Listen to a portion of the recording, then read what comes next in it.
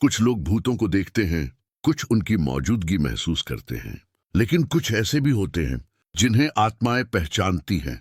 ये कहानी उन्हीं में से एक लड़की की है, और उस आत्मा की जो उसे आज भी ढूंढ रही है। यह कहानी एक ऐसी लड़की की है जो भूत प्रेतों को महसूस कर सकती है। उसके जीवन में दो ऐसे भूतिया हादसे हुए जिन्हें आज तक कोई पूरी तरह नहीं मानता, सिवाय उसके।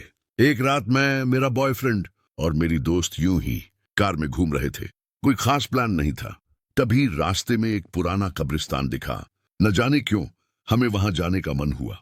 हमें भूत प्रेत जैसी चीजों में दिलचस्पी थी, लेकिन जैसे ही हम कब्रिस्तान के पास पहुंचे, मेरे अंदर अजीब सी बेचैनी फैलने लगी। दिल तेज धड़कने लगा।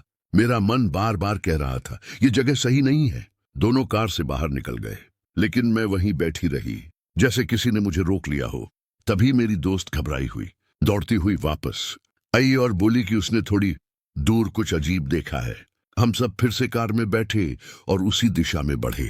जैसे जैसे हम एक कब्र के पास पहुंचे, मेरा शरीर बेकाबू होकर कांपने लगा। मेरी दोस्त और मैंने साफ देखा, एक काली परछाई उस कब्र के पास खड़ी थी। हर कदम के साथ मेरी कंपी बढ़ती जा रही थी। ऐसा लग रहा था जैसे वो परछाई मुझसे नफरत करती हो, जैसे वो मुझे चोट पहुंचाना चाहती हो। मेरे अंदर दर्द और गुस्से की अजीब लहरें दौड़ने लगीं। मेरी आंखों से आंसू बहने लगे। मेरा बॉयफ्रेंड वहां रुकना चाहता था, क्योंकि उसे कुछ भी दिखाई नहीं दे रहा था, लेकिन मैं वहां से भाग जाना चाहती थी। मेरा मन साफ कह रहा था, अगर अभी नहीं गई तो कुछ बुरा हो जाएगा। घर पहुंचने के बाद भी मुझे करीब 1 घंटे तक कांपना बंद नहीं हुआ। बरसों बाद मैंने किसी आत्मा को महसूस किया था, लेकिन इस बार कुछ अलग था।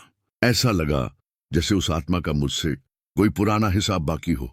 ऐसा एहसास मुझे सिर्फ एक बार और हुआ था, जब मैं 9 या 10 साल की थी।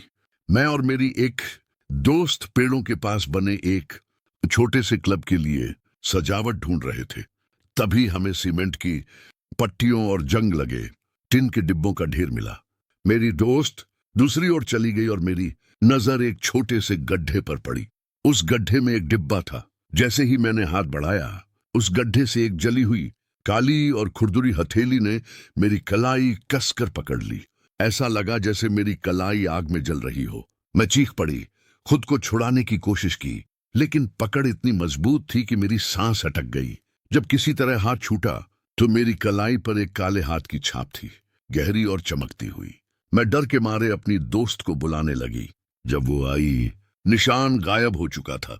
आज तक कब्रिस्तान वाली रात में जो दोस्त मेरे साथ थी, वही मेरी इस बचपन की घटना पर यकीन करती है। बाकी दुनिया आज भी कहती है ये सब सिर्फ महसूस करना था, लेकिन मैं जानती हूं जो मैंने देखा वो असल था। और मैं आज भी बस यही चाहती हूं कि कोई तो हो जो मुझ पर यकीन करे। अगर आपको सच्ची डरावनी कहानियां पसंद हैं तो चैनल को सब्सक्राइब करें और वीडियो को लाइक जरूर करें, क्योंकि यहां हर कहानी सिर्फ कहानी नहीं होती,